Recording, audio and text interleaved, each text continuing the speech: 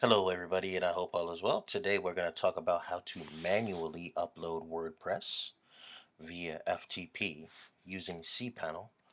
Now, some web hosts don't actually have a quick install like some servers. Some hosting companies do. So, if you need to upload it manually, this is how you do it. First thing you're going to need to do is you're going to need to go to wordpress.org and download the files from wordpress.org and then upload the files via FTP. So you want to go here to wordpress.org/download, download the WordPress files here. Once you find them on your computer, I always download my files to the desktop, and I'm using a Mac, so I put them in my application folder. So here's the WordPress, as you can see in my application folder. Go to your FTP, put in your host name, your username. So if you have an IP address, you should have an IP address. Put in your IP address, the username to get into Cpanel, and the password to get into Cpanel, and then port 21. Hit quick connect, and you will be connected to your server. Next thing you want to do is find your WordPress folder. So mine's your WordPress application. So mine's is in the application folders. Remember, you can always put it on your desktop if you want to put it on your desktop. Just use FileZilla if you're using FileZilla. It's the most popular one. If you're using any other FTP, by all means, look for your application. Mine's is in applications. Click on the folder. This is the WordPress application here. You need to upload all of this to your public HTML to the domain that you want to install WordPress on. So in this case, my domain is primacelectro.com, which is right here. And as you can see, you just make sure you select all of this, right click on it, and click upload. That will put it in the folder. As you can see, I already did that. There's like 1,200 files. So for time's sake, I did that already, so we wouldn't be on this video too long. Okay, so that's step number one. Now you're going to have to go to the server, and you're going to have to rewrite the WP config file. Okay, so WordPress, when you install it, when you download it, first let's go to the file manager. So in your cPanel, go to your file manager and go to the domain where you installed it. So the document root for the domain in which you're installing it, which mine is Primus Electro. Make sure you have this selected, show hidden files, so it shows all the files.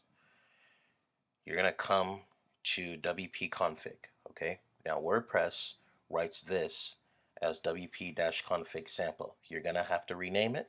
Okay, and you're going to have to just call it WP-config, or the site will not connect to the database when you type in the domain. Okay, rename the file. Okay, so that takes care of step number two. Rewrite the WP-config files. Okay, now go file, not files. Now go create the MySQL database. Okay, so go back to your cPanel.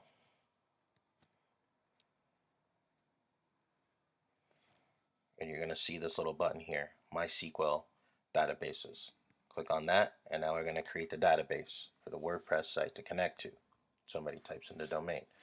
So your new database can be called anything. I'm going to call mine Electro.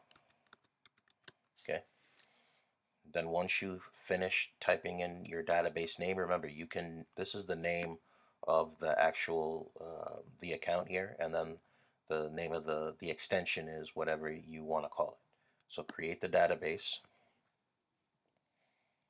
Sorry, the directory. Okay, and you want to go back. Okay, and as you can see, you created your new database here. Scroll down and create your username. Okay, for the tables. So you could just add this. I like to, for simplicity, you can name it anything you want. I like to, for simplicity, just use the same name as my database and then a password. I strongly recommend, you use the password generator from MySQL. Click on this, and then you want to copy this password. It's important. This is very important. Make sure you copy that password. and you go to a document, any text document, a Word document, Notepad document, and type in your DB password. Just call it DB password. Okay. Then you want to go DB username,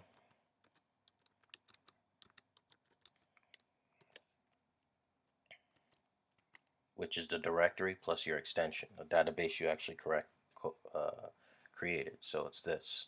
Remember, for mine it was Prime News Electro. So just copy this.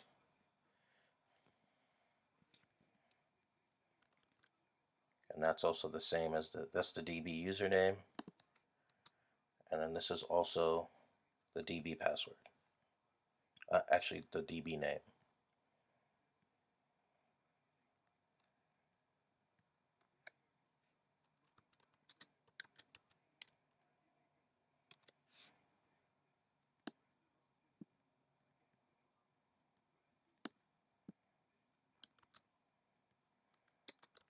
Okay. So there you go.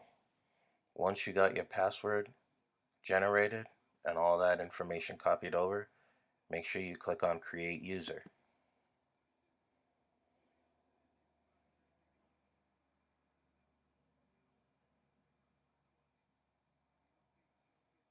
Okay. Make sure you copy this like I already did.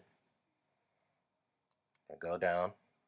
As you can see, you're going to now add the user to the database. Okay. So it should come already pre-populated with the user and the database. So in this case, my user and my database that I just created up here. User and then, oh sorry, database and then user. Okay. Just add this and make sure you select all privileges. You're writing the permissions now for the database. Make sure you select all privileges. Okay. Click on Make Changes. And then you go back. Okay. So you're done. Now we're going to need this information we're going to need to put this information in a WP config file. Okay. So now we have to go back to our file manager. We have to right click on WP config, WP-config in Cpanel. Okay. So get to your file manager. Once you get to your file manager,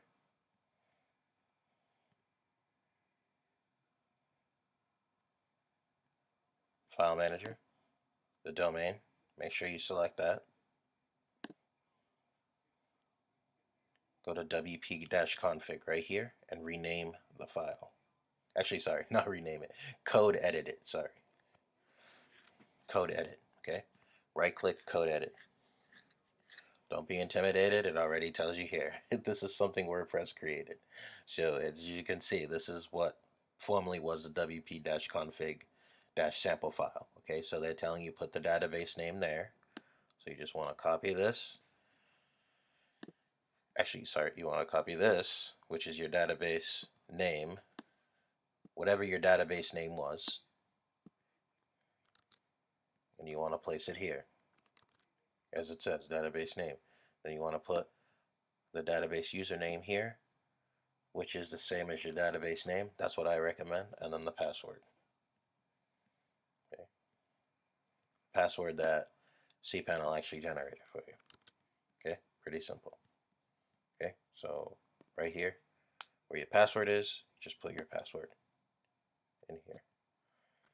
Now this is important. You want to make sure that the database user, the database name, database user, and database password are within the single quotes. Okay, don't go outside the quotes. Because if you do, if you go out of it, it's not gonna load. It's not gonna run the installer. Okay, and you'll see what I mean. So save the changes, and now that was a success. Okay, so that takes care of step number 3. Now we're going to go to step number 5. We already uploaded the files via FTP, so now we're going to go to step number 5, and that's running the WordPress installer. So go and type in the domain of whatever your domain is. Okay, that's where the WordPress file should be. And you're just going to hit enter, and as you can see, it's going to run the WP installer. Okay, you want to hit continue. Now you want to just give your site a name. Let's call it, okay, something like whatever you want your name to be. Check the password twice. Okay.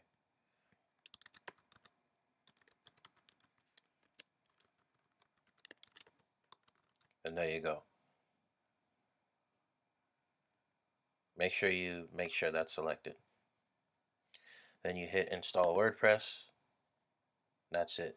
You should get an email like I just did that your new WordPress site has been created. You want to click login. There you go. See, Primus blog. That's how you install WordPress. Now by default, WordPress comes with this theme here. You can always change it, and that should cover. And we'll go over another tutorial on how to do that. Thank you very much. And if you like us, please subscribe to this channel and follow us on Twitter.